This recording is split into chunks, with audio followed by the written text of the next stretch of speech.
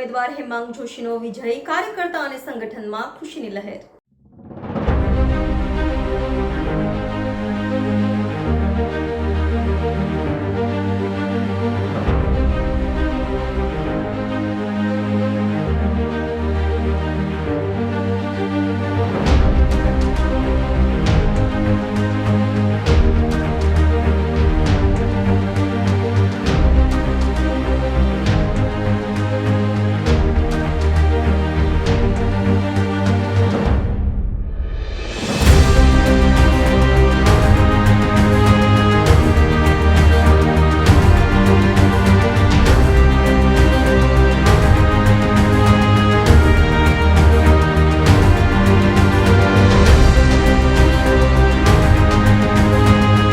હજુ પરિણામ આવવાનું બાકી હોય, પરંતુ એક સાઈડ ટ્રેન્ડ જતો હોય અને સારામાં સારા પરિણામની અમને અપેક્ષા છે।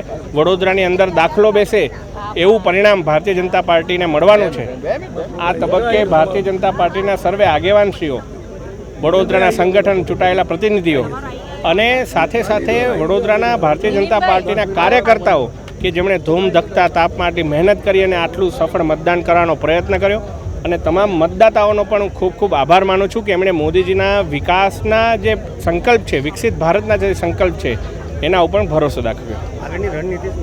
આગળની રણનીતિ હવે આપણી પાસે પરિણામ આવવાને 45 મિનિટ જેટલો સમય છે। એ જેવું પરિણામ આવી જાય એની સાથે આપ સૌને હું બૃહદ જાણકારી આપીશ।